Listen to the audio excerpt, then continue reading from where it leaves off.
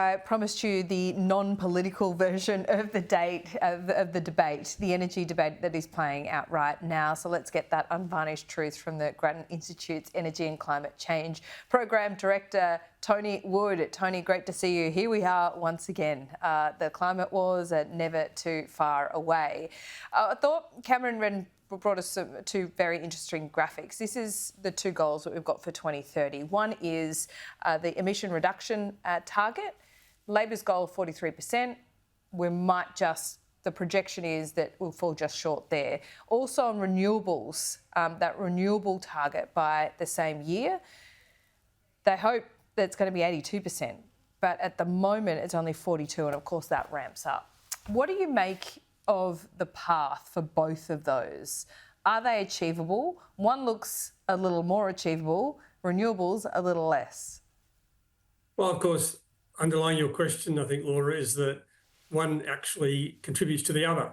So the 43% target, when the current government set that target, had two assumptions. One is that the safeguard mechanism, which covers the very big industrial emissions, about a quarter or a bit more of our emissions, would be implemented, and that's happening now. We've not seen numbers on it, but it's probably going to be okay. The other one was the 82% renewables, and that's the one which hasn't been going so well because I guess basically governments across the board underestimated how hard that was going to be.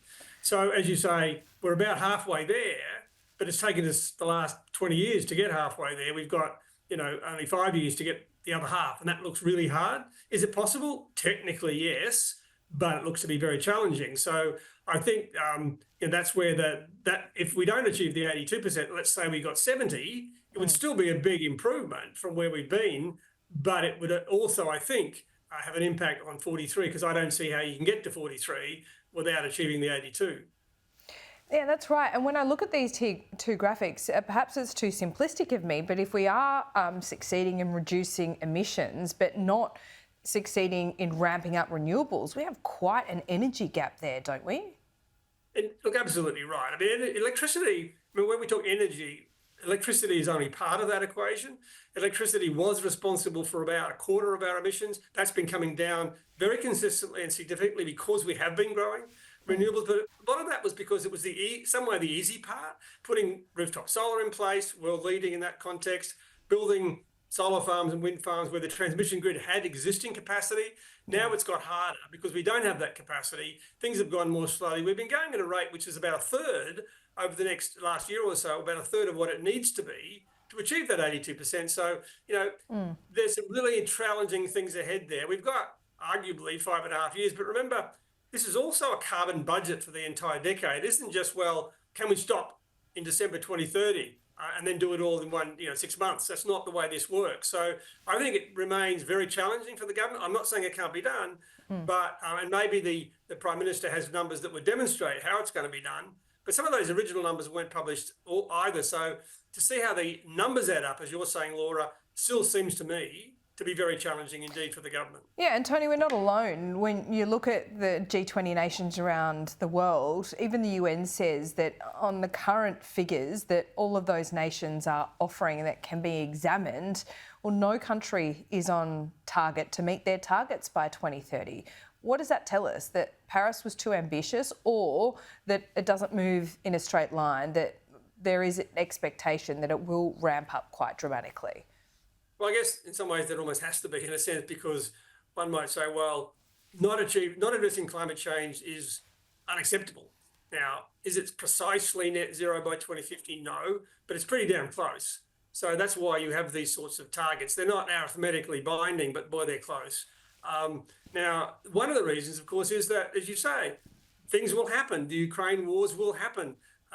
The ramping up of the energy demand for artificial intelligence is happening. They will have to be accommodated. Australia wants to have potentially some more gas production.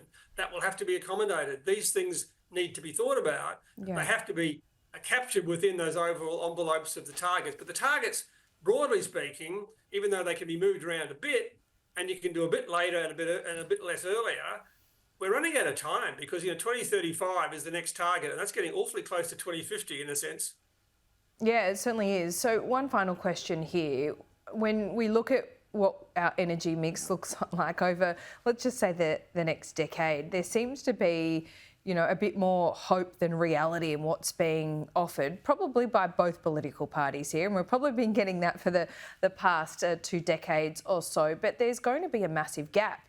If we can't get to 82% renewables by 2030, and, coal is closing down, what fills that gap? It has to be gas, doesn't it?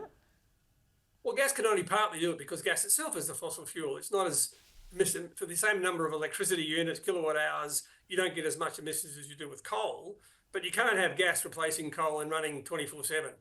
Gas can only really be there to fill in when the renewables are not there. So we are going to have to ramp up renewables, backed up by battery storage, pumped hydro storage, and so forth.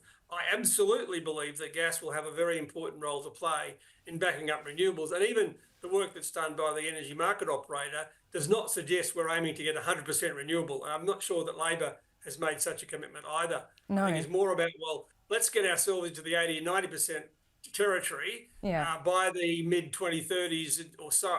Sure. And then we're going to have to do more in the other areas of the economy outside electricity. Yeah, and they're not really willing to talk about what that 10 to 20% makeup is of fossil fuels or baseload power. Tony, good to talk to you. We'll speak to you soon.